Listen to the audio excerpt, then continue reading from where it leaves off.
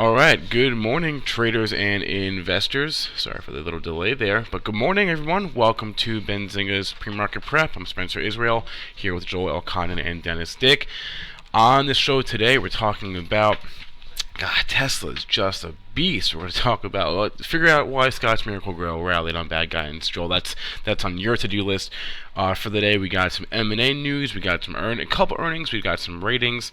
So we're going to get to as many stocks as we can. Our guest today is Jeremy Newsome. He's the CEO of RealLifeTrading.com. Joel, how are we doing the S&Ps this morning? We got a quiet little rally going up 2.5. We are basing the September contract now, ESU or /ESU, depending on your platform. All-time high. That's the only number we got to worry about. 43.50 basis the September contract. The close 38 even. Pre-market low 24.35. No downside until we get below that level. Looking at the crude oil market, crude is in the red by 40 cents here. Got hit off the 430 number last night. Let's take a look at some daily lows in here. See if we can find a little support here in the crude oil market. Let's see. Yesterday's low is right here, folks. Just a few pennies below at 45.56. Moving on to gold. Gold is in the red by $1.20 at $12.6740. Silver still under $17, up 13 cents at 16.905. Dennis, here we are on a Fed Wednesday. How you doing?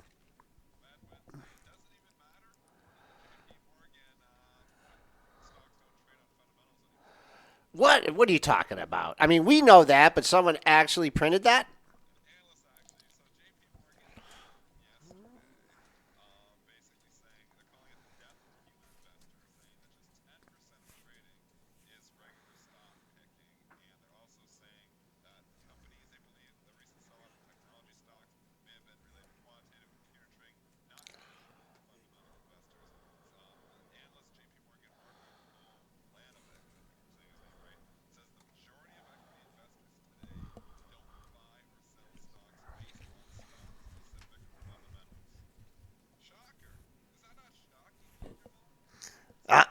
We're actually getting some complaints so we can barely hear you, Dennis. What I'm going to do is we're going to take a quick break, and I'm going to call you back, and we'll get you right back on. So give me 1 second, folks. All right.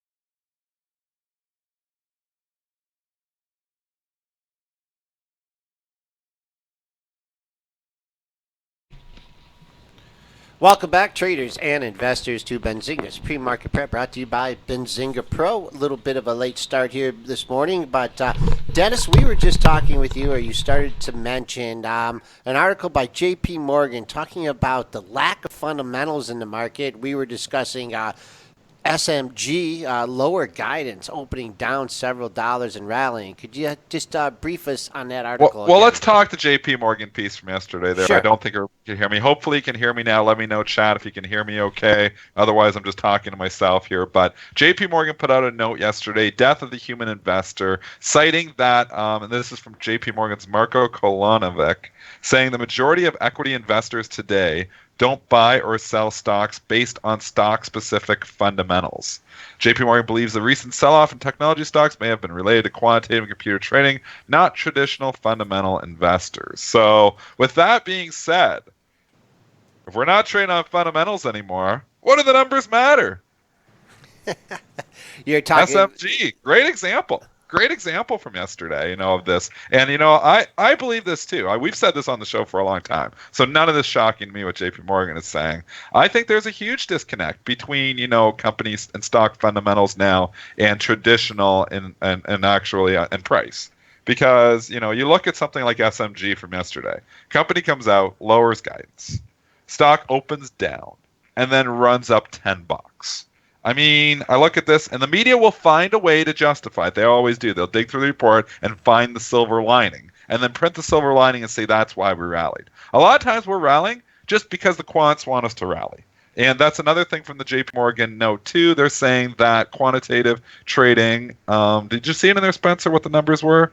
Yeah, quantitative trading investing 60 60% of all trading volume is due to quants and passive investors.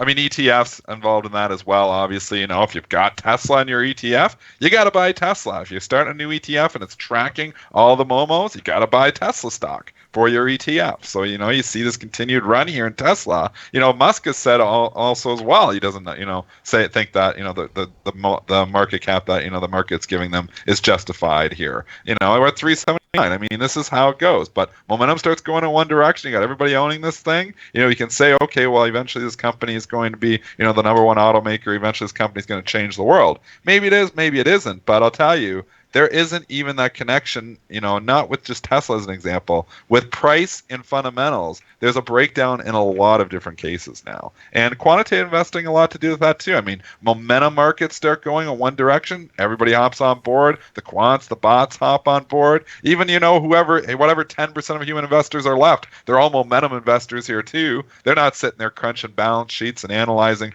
income statements here. They're trading on momentum as well. Everything's moved technical, so I guess that's what we're in. So if you're sitting there and you're analyzing and crunching your numbers, doesn't seem to work anymore. Yeah, great example of that Scott's Miracle Grow. We talked about that. You said maybe a continuation move today because people that are shorted that in the hole but covered. Looking at the high from yesterday, that's what you're banking on. You're banking on this taking out yesterday's high, closed right near the high of the session. 89.96 was the high. 983 closed. 90 is a nice round number as well. You had a high at 90, just over 90 back on May 8th. So big round number like that. Let's see if that will hold it. As far as Tesla, I mean, it went down. It got hit with the other issues on Friday. While the others went down on Monday, that did not. That had a strong day, trading up in the pre-market as well. Let me give you that pre-market high in Tesla. That's the only thing we have at 380.20. Once again, running into a whole number. But Dennis, why don't we go out and buy the 400 calls right now? Because another day or two, and could be at that nice. It's just up every day. Yep. It's up every day. Tweet from let's just talk Tesla here just for a second. I want to go back to SMG as well, but tweet from our buddy Paul LaMonica there over at CNN Money, and he says Tesla is up again in the pre-market just because. That's the best summary. That's the best summary right there, Paul. You're absolutely right. It's up just because it's Tesla and it's a momentum market, and everybody wants it. No, so that's what it is. Everybody wants it now. Eventually, everybody won't want it, and we'll see. It'll pull an Nvidia somewhere there and fall 20% in a day, and they'll try to find the reason for it. And meanwhile, it'll just be everybody hitting the panic button at the same time. All the quants hitting the panic button at the same time. It's the market that we're in. But let's go back to the SMG. Not only are the quants, in the market and pushing the stocks around, they also punish the maximum amount of participants. Imagine that you were shorting SMG on that guidance yesterday morning and the stock opens down. It is in your face so fast. The stock opened. Where did it open, Joel? Let me get the right at the low. Right at the low. Let me get the actual print.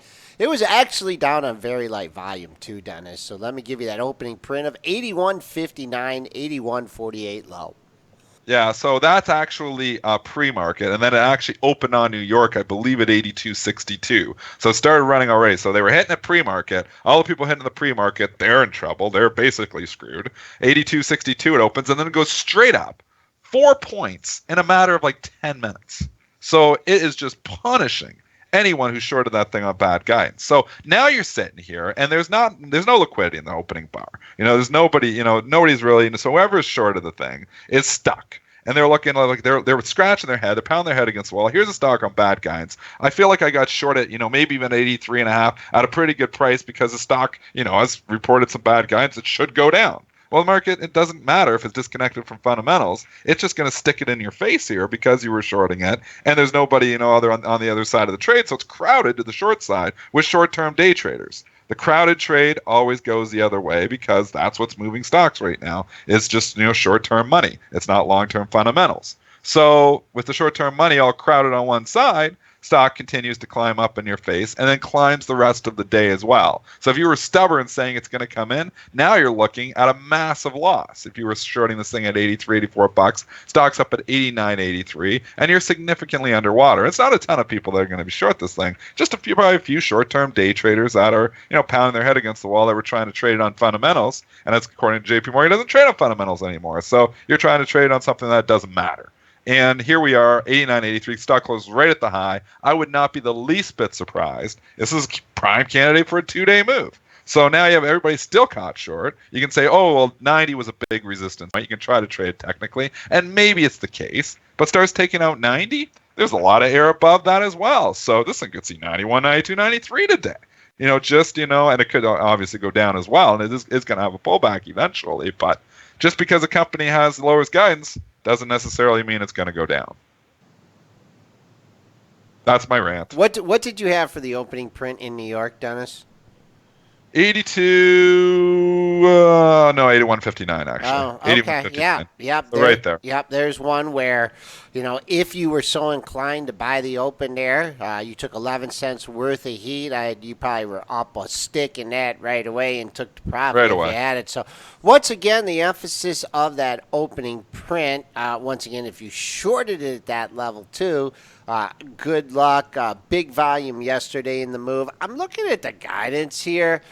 And they were they reduced it 4 to 420 from 410 to 430, estimates at 419, and they cut their sales growth. So, yeah, I don't know. I've seen a lot. That's media. You're being the media now, I trying am. to justify a move. You can't JP Morgan just got done telling us you can't justify with fundamentals. So don't even worry about it. It just does what it wants to do. I'll tell you exactly why. It wasn't fundamentals. It's because a lot of people shorted that thing off the open on bad guys. It got crowded, and then it punishes all those traders. You can say, oh, well, that's conspiracy theory. No, that's fact. It's how things work. I know there's we ran a prop firm, 400 traders. That's just one prop firm. They look at stuff like this. They sell stuff like this, back in the day. I'm sure there's a lot of other prop firms, a lot of prop traders, a lot of short-term traders that said, hey, this is probably going down. And they short it, and then they're like scrambling for cover. So when trades get crowded, that's, the fact. Is not the fact of SMG. But when I said it's fact, it's when trades get crowded with short-term traders, it always goes the other way. And that's my main point here today. And it looks like we're going to have an educational show here because, there's other points to be made here too. What you just said is a great point. What we preach on this show all the time is about that importance of that opening print. And when you can get on the right side of that trade, well, maybe the quants will be pushing the stock in your favor. Or if you can figure out which side of the trade is crowded, you have with short-term day traders, you're going to have a big edge because it's going to go the other way. That's just what's moving the market around. It's not, the institutions, for the most part, unless it's an Apple, and it's the big guns, the institutions are coming into that and they can actually push the price around. It's going to be institutional money. But on something small like Scott's Miracle-Gro, how many institutions are trading that on the open? Probably almost none. So, on an Apple, if Apple's lowering guidance, you got institutional action all over the place. So then it is moving a little bit more on company fundamentals. But on something like Scott's Miracle-Gro, that's just moving on short-term day traders. And also they had it down. The number came out and I see like 46 shares traded or something like that. Ridiculous when it got down near that $80 level. So very, very little volume did that. There was some volume after the close, but it looks like they were near the opening print. But after that number came out, very, very little volume traded. So that's by saying, oh, they did a stock buyback program. We can justify, and the media can always find the silver line. We can always find a reason after the fact for a stock going up or down. You can find a reason. A lot of times what I'm trying to tell you here is there is no reason. Maybe there was in this case, maybe there wasn't. You can never prove any of this, because you can't prove why somebody buys or sells. But I'll tell you, from my trading experience over the last 5 years, a lot of times the reason is simply crowded trades. It's absolutely nothing to do with company fundamentals. And that JP Morgan note was right spot on. A lot of times these moves have nothing to do with company fundamentals. All right, Bob, I was not actually watching the tape when time of sales when it was traded down there, but I could just tell you, just the volume picked up, right after the open. I see it. 12 shares traded, 10 shares traded, 16 shares traded. So very, very, very light volume down there.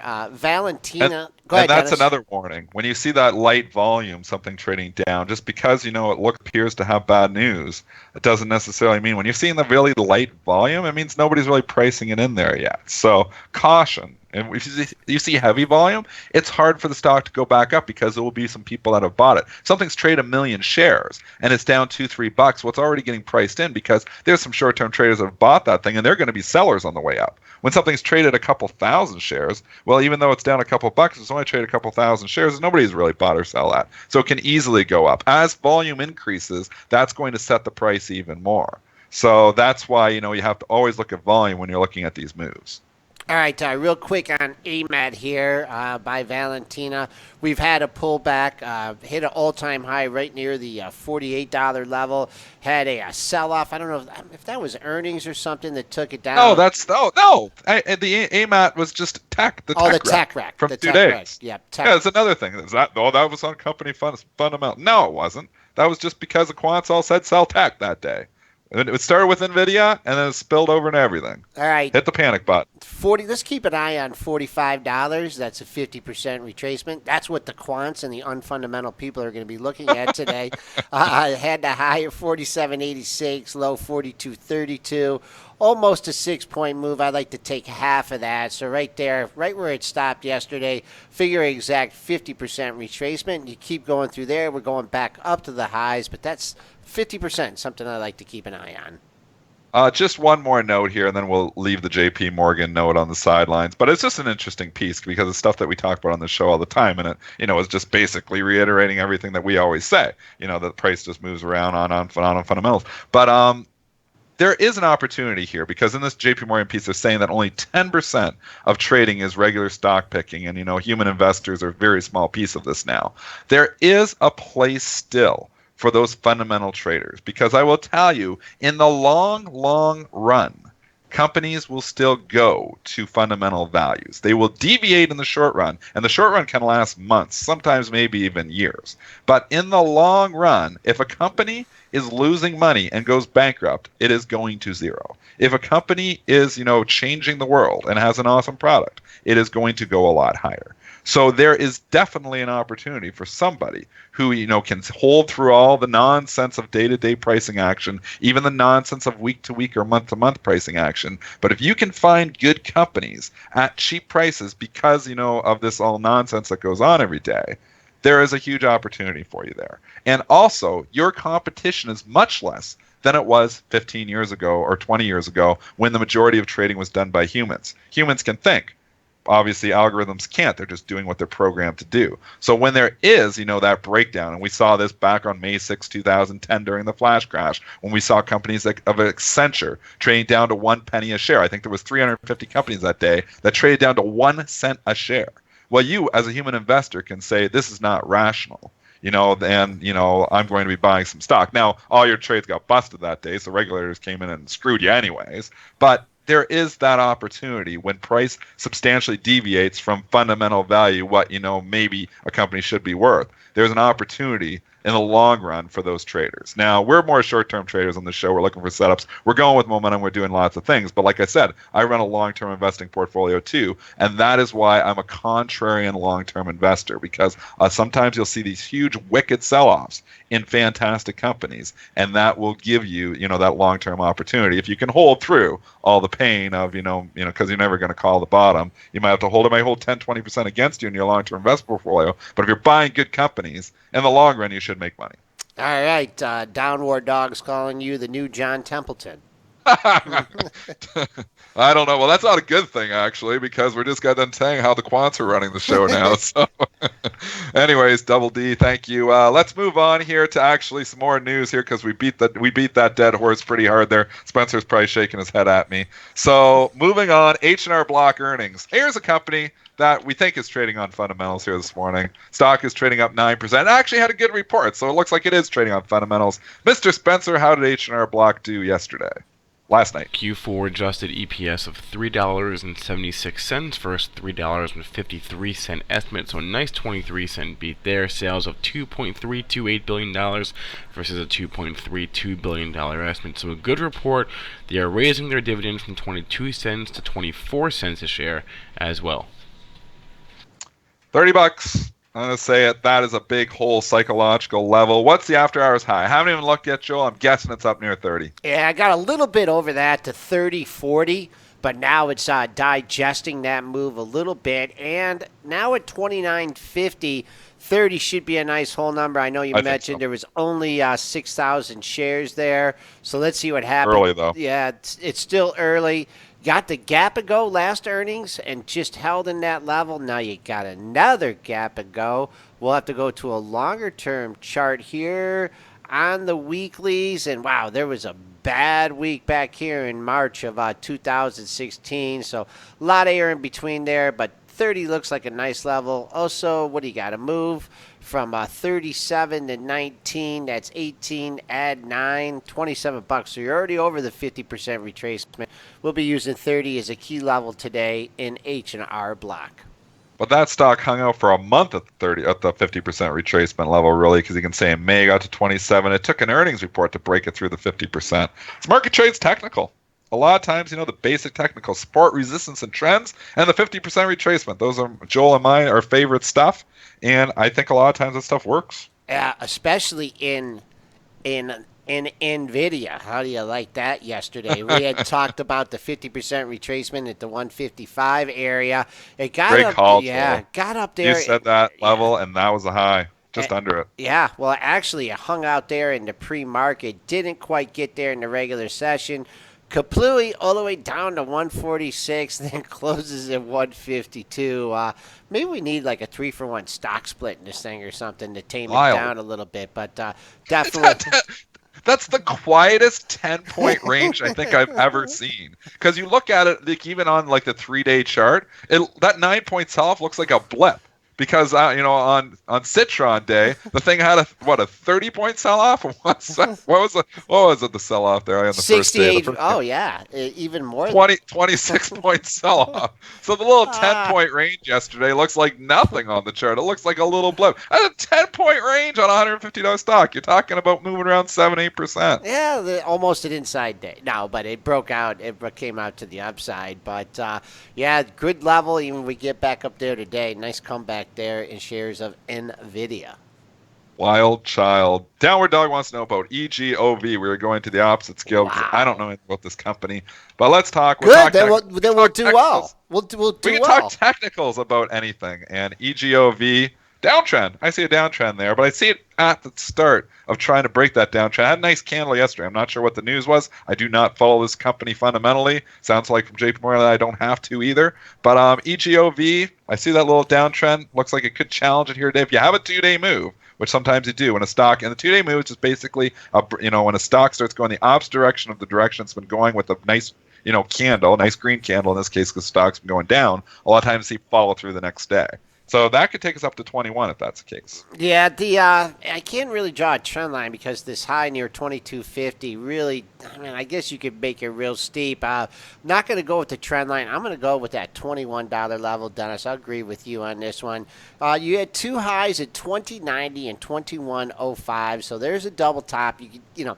Not really getting a running start. You got 50 cents to go there, but could definitely be a level to keep an eye on. $21. Great support in the lower 19 handle. Last three lows, 1965 and 1970. And hope not to get you on another tirade about the fundamentals, but we were talking about cake yesterday, and it had that wild move. It made its high and low of the session in the first minute. And that was it. And then just look at that. All that volatility you would think from the bad news. Yeah. You have the rate in 1 minute. And then look how it just digested that thing, bounced between 52 and 53. So once again, putting another emphasis on that opening bracket, that opening minute. There is so much opportunity in that opening minute. If you can get on the right side of the trade, you can make money so fast. We talked about Gilead 2 days ago with the big pop that it had. But look at Morgan Stanley. Look at the opening bar from that yesterday. Same exact thing. Stock opens up right near the lows. It runs up, and this is Morgan Stanley. It's a big company, and if you can look at that bar from yesterday, it opened up. The open was 45.07, right at the low. 45.05 the low, so basically right at the low. It ran to 45.98, so it ran up 90 cents. Morgan Stanley, one of your biggest, banks in the world, brokers in the world, ran up in the first 10 minutes. Boom. And then that's the entire range. And then the rest of the day. That's why, for my trading, I focus on that open. And if you can get on the right side of the trade, that's, where I'll say it again, I make most of my money. I do very little middle of the day trading because you know what? It's chop. It's, just trading, and just chopping around. And there's a lot of times not really any there's no method of the madness really. And it just kind of feels almost toxic. It's hard in the middle of the day. But that opening bar, there's a huge opportunity there if you get on the right side of the trade. That's where a lot of the money is made and lost every single day, right in the first 5 minutes. And that was the 5-minute move. And Fuzzy saying, how do you catch the low? Great question. Opening only orders. So, you use your OPG order. So you want to get in on that opening print. The nice thing about the opening, especially on NYSE stocks and also NASDAQ stocks, they got limit on open orders, the same thing on the NSDQ. You can put an order to try to capture and try to participate in that opening print. So you can put an order for Morgan Stanley to buy 45.20, way high. If the stock opens at 45.07 in New York, you'll get 45.07. You get that opening print. So when I aggressively want to buy a stock, I'll put the order a little bit higher than where I think the price is going to open. If you've got, the consolidated quote feed, you can actually see the projected opening price. That comes out at 9.28. So then you can keep adjusting. If you really want to be long the stock, you can see, as it adjusts the price, it adjusts continuously after 9.28 until the stock opens. But it gives you a feel for, where the stock is going to open. And, if you can get on the right side of the trade, it's a great opportunity. I'll tell you, my overall strategy for the opens are to, get, a lot of opening only orders. So maybe get, 10, 15 positions on from that opening print. And then quickly manage out of the losers because, I want to capture, it's something that you taught me, I've said on the show about a month ago, I want to try to capture that, alpha of the opening being too high or too low.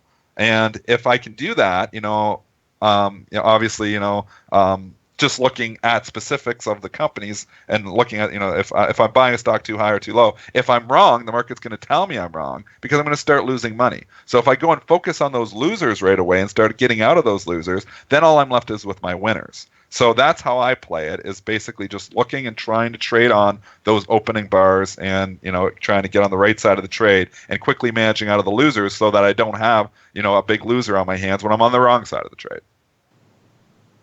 Not all platforms have the OPG, but I know you got it on yours, Dennis. And basically, it is a fill or kill order. If it's not executed on that opening print, boom, it's gone. So that is the OPG order. Getting a little pop out of gold here. I don't know if we had an 8:30 number, but we must have because banks are getting beat. The banks are getting hit right now as we're talking here. Banks are getting hit. How come?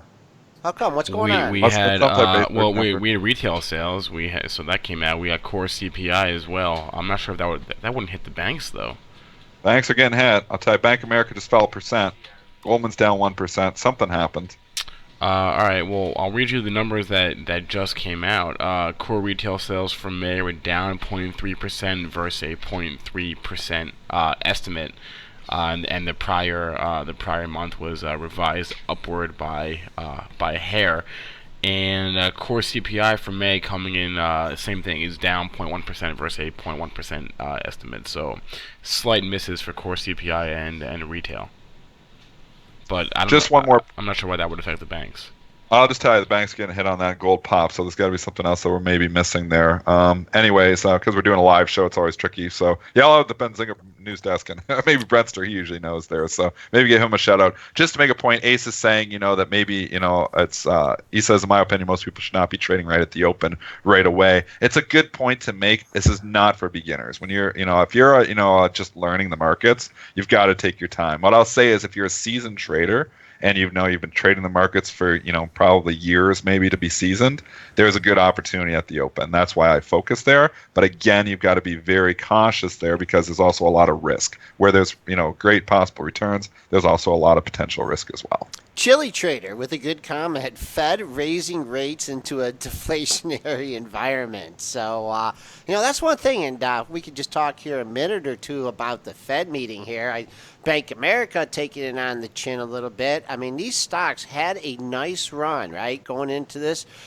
I think if the Fed comes out dovish at all here, they're just going to take these banks out to the woodshed here. Now everyone's predicting that quarter point hike, which will more likely happen here. But man, I don't know if they come out anything dovish, and as you see the banks getting hit right now, they could be giving back a lot of these gains here in the banking sector. J.P. Morgan trading down 76 cents here. They're hitting them. Yeah. Yep. And they're also buying. Check out the TLT. That got a huge pop on this. So your defensive stocks, again, think about, your stocks like your like your defensive stocks. I'm always talking like your Procter Gambles, your Cokes. Those sometimes actually rally. AT&T and Verizon's kind of trade like bonds as well. Those stocks tend to do better. Obviously your utilities are the ones that are going to trade, most like this. Those stocks tend to do better with, when rates are going to stay low here. And, the chat is just saying here that U.S. May consumer prices, Chili Trader saying, the fell 0.1%. Stock Hunter saying because core CPI, maybe that'll keep the Fed from raising rates today. I don't think so. But, the market's looking at that saying, this isn't, maybe going to affect their comments, maybe. Right. And, they'll be a little more dovish. Right. Exactly. That's what we're looking for, the tone. All right. Tone. It's all about the tone, hawkish versus dovish. All right. It is 8:35, and we got to bring in a trader. That's not only a trader, but a comedian as well. Jeremy Newsome, CEO of RealLifeTrading.com. And here's a guy that likes to attack the open. We'll get his strategies. We'll be right back with Jeremy.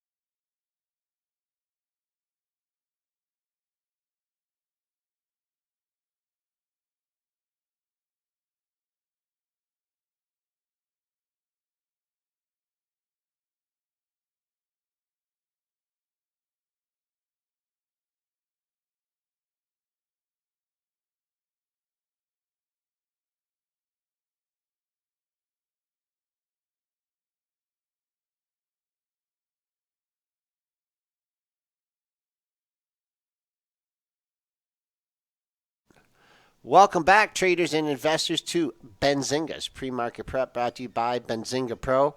I'm your co-host, Joel Elkanah, along with Dennis Dick and Spencer Israel working the boards. And we have Jeremy Newsome on the line, CEO of RealLifeTrading.com. Jeremy, are you down there in Nashville? Yes, sir. Down here in Nashville, man. Loving it. Weather's beautiful. It was a little rough with the game 6 loss. Yep. The Penguins. That was a big deal, but it was hard. All The right. fans, unbelievable though for that. Like I didn't realize Nashville was that much of a hockey town. They got behind their team. That was just something to watch. Just that series, just to see how involved the fans were. Fantastic job by the Nashville fans. Thanks, man. Yeah, you're right. It was really shocking. I had no idea. Honestly, I didn't even watch hockey ever until about 2 years ago, and just started. Got season tickets to the Preds games and just started going. And yeah, it's been incredible. They're a really, really supportive team. All right, Jeremy, I don't know if you were listening, we spent a good portion of the show at the beginning, just talking about the lack of fundamentals in the market, just the crazy movements. And we were talking about SMG, Scott's Miracle Grow. That's the stock of the show today. And I know you're the kind of trader, I know a lot of your strategies are, if you see something getting hit in the pre-market or getting bid up and the opposite way in the market, you don't try and fight that. You try and go with it. Now, I know SMG is not a heavily traded stock here. It was trading down on light volume. I don't know if you participated in that. You could tell us your experience, but, how do you avoid, when you're having that kind of strategy, how do you avoid like a disaster of shorting something like SMG in the hole? And if you do, how do you handle it? That's a really good question, man. So one of the most interesting things, especially when you're day trading, that I like to approach is I have to have a specific risk size for any trade that I go into. And I was actually telling the guy the other day, he was a trader named Scott over there in California. He traded really well for about 3 months, and then 2 bad trades. He blew out all of those gains with one big loss. And the question that you're asking, a phenomenal question, because a lot of people battle it. Like, hey, you're playing this thing. How do you avoid just getting, that that huge 9-point move or whatever it was in one day? How do you avoid that huge loss? And the fact is, you have to become a really good loser. So, for example, Tom Brady, right? He has lost more Super Bowls than most teams have won. And if you're going to become a professional, just an elite, the highest upper echelon possible, you're going to have to lose really well. And when you lose really well, you have to lose small. You have to lose a certain amount and stick with it. So that's usually that's my approach every single day, every single week, every single month. If I lose on a trade, I know I'm going to lose $450, hopefully, or less, right? So it's like, this is going to be my amount. It's not a variable. It's a consistent amount. So in the market, you want to remove variables. So if you're losing, if you keep the exact same amount every single time that you do lose on, and mathematically it's actually pretty easy to figure out, you just remove the fact that one huge trade, because you're going to lose, right? That's a fact. But when you do lose, you already know how much you're going to lose, and that helps massively with anything like that. How did you come up with that 450 figure? Is that something that was a progression? Maybe you started out smaller, and as you made more profits, you upped it. How did you come to that 450 number? That's a really good question, and you're right. It grows over time, but usually most traders say that you want to risk between 1% to 2% of your account, right? That's the max amount. So, for example, let's say you had a $50,000 account, 1% of $50,000 would be $500. I usually like the 1%, but I think the smaller risk possible, the better. So even if you have a $100,000 account, $1,000 risk per trade still might seem like a lot to some traders. So I can say you can have 1% to 2% of your account, but at the same time, you can always go lower if you want. So you can do 0.5% or 0.35%. So really, you have to pick a number lower than 2% of your account size, and that's your risk. That's not your investment, right? Because you're going to invest sometimes, well, not sometimes, you're going to invest more than that pretty much all the time. But that's going to be how much you're going to lose if you're wrong. So for me personally, it's about 0.39% of my account, which is just really just a random number I chose at a certain specific time. All right, and you're using physical stops, systems, mental stops, working your way out of the trades. Is something that's automated, or something that you have to work out, at your own discretion? Good question, man. Oh, I get this question so much with the mental and the hard stops, and really, there's a big world that's on this line. It's like, hey, should I put the stops in there? Because if I have the stops in there, the stock's going to get run up my stop, and I'll get stopped out, and so on and so forth. And really, what I say to that is, I don't think the market knows where your stop is. The market knows where everyone's stop is. So they can see, okay, there's obviously a support resistance right there. So if we break through that, people are going to be trapped, and people are going to be stopped out, and people are going to lose money. I do use hard stops. I very often, Scott Joe, I use what's called an OCO order, order canceled other. So usually if I'm in a trade, I have a target and I have a stop set up automatically. And if one goes through, so let's say the stop goes through, right, then the target would get canceled. Or if the target gets hit, then the stop gets canceled. And usually I just set the hard stop and walk away just to avoid any mental error or a mental lapse where I go, yeah, I still want to hold Scotch Miracle-Gro. I think it's a good short. And it's like, no, and it keeps going higher and higher and higher. Are those automated, or are you doing all this manually? As far as automated, yeah, it's an automatic order. I manually put it in initially, so I look at the stock, calculate where I'm going to put my stop, determine how many shares I'm either going to short or long, and then, just place the stop, boom, and now it's automatic, ready to go. All right, so what's on the radar for today? Today, I'm very close on Netflix. A lot of the tech stocks, because, just a huge oh, man, Friday and Monday. Oh, boy. Those are incredible. And I like keeping an eye on Netflix because Netflix and really Apple, they pulled back down to a big level for me, which was the 100 simple moving average on the daily chart. And the fact that the stocks were beautiful, they were looking good, strong trend, right? Pretty much an undeniable trend, just a really, really quick drop lower. They're not specifically gapping to anywhere that's amazing or wonderful, but they just pull back to a really good level, and they look very nice for kind of swing perspective. Also keeping an eye on Snapchat. That sounds terrible, but it does look like it traded back down to a support level. The same price, the exact same price, actually, that it bounced back in May the 11th, when it gapped down on earnings. It's trading right back down to that price, that $18 price. You got a very, very similar candle the day before yesterday on the 12th of June.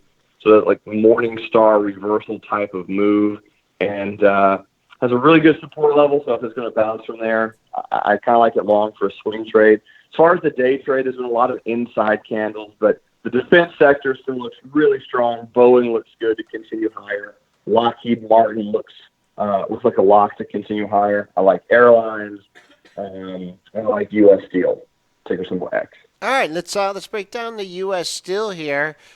Big run up, came down and filled the gap. What are you looking? You're looking at the head and shoulders bottom there, or what? And I also see like a triple bottom there. What are you expecting? And is this a swing trade, or is this something you're trading on a day trade? Solid question, man. Yeah, I love keeping my eyes on U.S. Steel pretty much all the time. It's a fun stock. It's pretty volatile.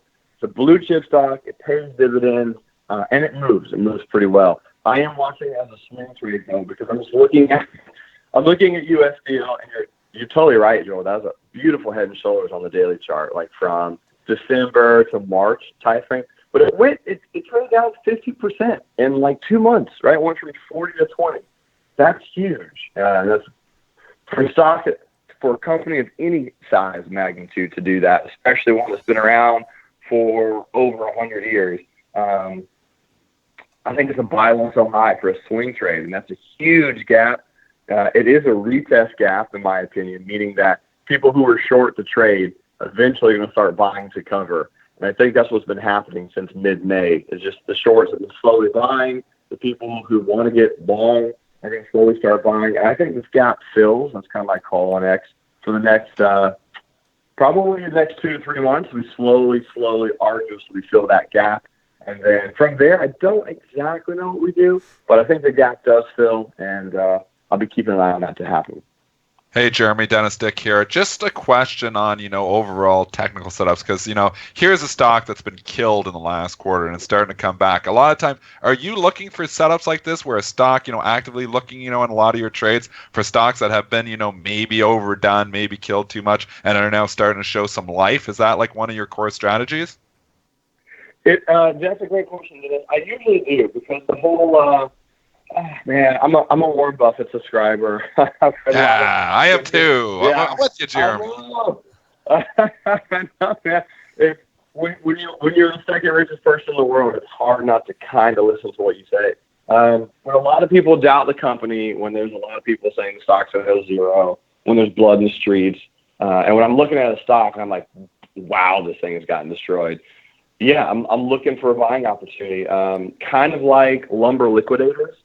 You know, when Yep. people stop talking, when people stop talking about it, when it stops becoming sexy, when it's not showing up on news channels or stories, and it's just, you're looking at that chart, you're like, good grief, this thing got destroyed. And I started looking for some buying opportunities. El Pollo Loco, the crazy chicken, is kind of one of them too that just fell under the radar. People love that IPO. It moved. It was at 40. Kramer's chatting about it, and then a year later, boom, it's down at 10. And it's been trading sideways for an entire year without saying anything. And that looks to me like a accumulation pattern, a buy low, sell high, Warren Buffett 101. Now, I'm not saying he's in this trade. I don't think he's bought it. I actually have no idea. He's probably not. But I have eaten at El Pollo Loco. It's really good. And, if I know how a company makes money, right, they're a restaurant, people eat there, and I can physically see and touch their product. And if I can buy their product easily and other people buy their product, and I know how they make money and they're low level, sure, I can buy them. So the El Pollo looks good. Shake Shack, same thing, man. So Dennis, you're totally right. Shake Shack is a stock that's gotten really beat up. I mean, it went from almost $100 to $30, like a 70% loss. And what was it, 3.5 months maybe, and then it trades sideways for a year in a pretty nice channel. And so again, it looks like it has a lot of upside potential. So yeah, you kind of have to. If there's a stock that got beat up, huge decline, it doesn't happen overnight, and that's why a lot of people hate it. And because when these stocks are just low, they want it to run up in a week and a half. It's like, well, it's going to take probably 2 or 3 years. That's investing. The more patient you are, the more money you make. I think that was a Warren Buffett quote, something to the extent of the market is a great dictator between who is patient and wealthy and impatient and broke. All right, Jeremy, just real quick, what do you got? You got something going on special this week in reallifetrading.com?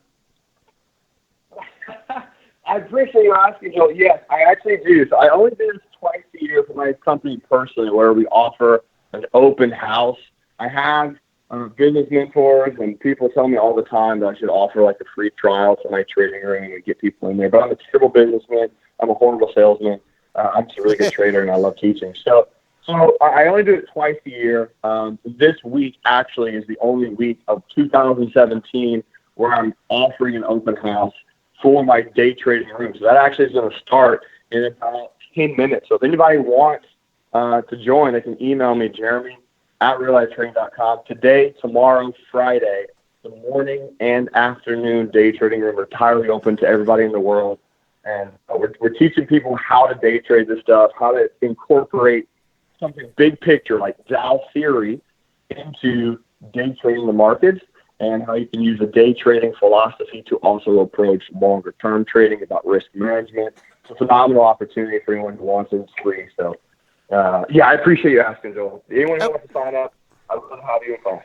All right, I'll be down there to visit you in Nashville soon. Jeremy Newsome, President and CEO, founder of Real Life Trading. Thanks, Jeremy. We'll get you on again soon. Yeah, you got it, guys. You rock. Have a great day.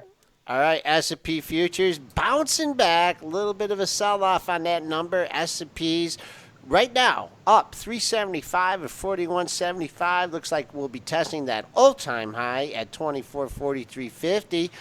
Early in the session, banks continued weakness here. Doesn't look like they're going to be participating in the rally. Bank America trading in the red here by 22 cents. JP Morgan in the red by 52 cents. Dennis, our balances are reflecting the weakness in the financials. Not yet.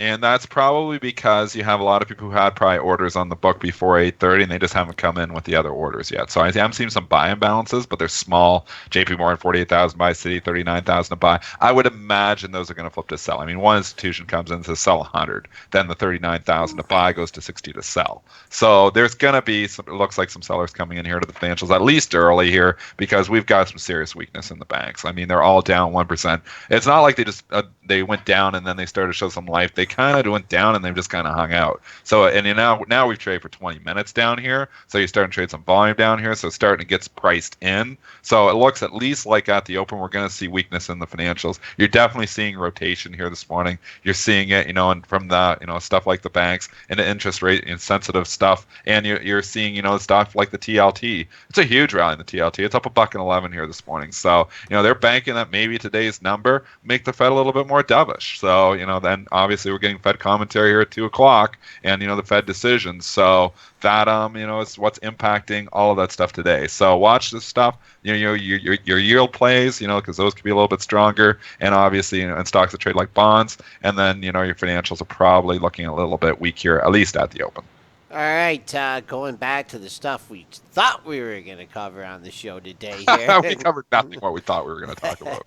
we have some guidance here. It looks like ANTM. Is that Anthem that's providing some guidance? That is Anthem. Yes, ANTM is giving some guidance this morning. They're reaffirming their guidance for the fiscal year. They see EPS of at least $11.60 versus an $11.78 estimate. So just reaffirming that guidance. I mean, do they really? Big action here. Yeah. It Not doesn't. one share is traded. And here's your spread: 169.35 to $199,999.99. So it's a big stub quote up there. So there's actually no offers in the book right now. Or there's offers in the book, but there's no offers in the active pre-market right now. You have the all-time high that was made about 5-6 sessions ago at 89.30. That's flanked by a high at 89 even and 89.18. So $2 away from there. Just looks like someone trying to get out of some stock here in the 189 handle. We'll see if you can get, like right now, trading flat on the session. Not much news on that. And also about Biogen. I was just going to bring that up, Dennis. Biogen looks like they got poached. Their CFO, Paul Clancy, joining Alexion Pharmaceuticals, ALXN. Actually, this is not even the first big C-suite departure for Biogen this year. So in addition to losing now their CFO, they have now lost their head of HR. They have lost their executive vice president of technology and their chief science officer all this year. So Biogen's loss is Alexion's gain because ALXN trading up over 5 points here in the pre-market on this news. This happened last night after hours, and immediately saw Biogen getting hit and ALXN catching a bid here. So obviously this guy must be pretty good because shareholders Biogen not liking losing them, and Alexion likes the fact that they're getting them. Also in CEO, in January their CEO was replaced. That's the biggest one. So a lot of turnover this year. Yeah, just hit 114 in pre-market trading here. Boy, oh boy, a big sell-off here. Took it up. Maybe keep an eye, see what happens at 115 and 117.50. But you know what? And I don't know how I took my eye off this stock. For the implications of like when the change in the C-suite. I mean, come on. They take General Electric from 27 and change up to 29 and a half. I mean, what's the guy going to come in? That was ridiculous. That was ridiculous. And I looked at it. I don't know how I did not see this thing going down yesterday. Opening print. It's filling that gap. Well, I think it's going to fill that gap. Yeah, I do too. I thought it might hang up here for a day or two, but you know what? The institutions thought I was going to get another shot at the 29.50 level. You know how GE likes to make double tops and double bottoms and whatnot, but once again, the emphasis of the opening print. Opening print, 29.12. You had that up print. Went 4 more pennies, and how the thing got all the way to 28.34 yesterday with a 45 Huge. close. Oh move. boy! Never take your eye off those top 10 components in the S&Ps. Deutsche Bank was out there selling it, weren't they? Did they? You know what? I heard Deutsche Bank thinks they're cutting the dividend. Did they say that yet? Maybe No, that they was didn't the say catalyst. it again. They That did. yesterday? No, They haven't said it this week yet, so they're probably coming out today. They'll probably come out with a down, or they'll just say, "Hey, remember, we think the GE's cutting the dividend." I the looked. inside joke that Deutsche Bank keeps saying that. I looked at their prior rating on the issue too, and they downgraded it when it was at 22, and they brought the target down to 25, and that's when it went to 32. So we'll see next time. They've hated this forever. Yeah, they did. They got it. I mean, they got it going. They got that sell-off going. We'll see about the dividend. Ratings, analysts doing Couple. Yeah, okay, what do we got? Starbucks downgraded at Wedbush here just to neutral, but SBUX is trading down. And, Ooh. quiet sell-off. This is an ugly chart here. 6 days in a row.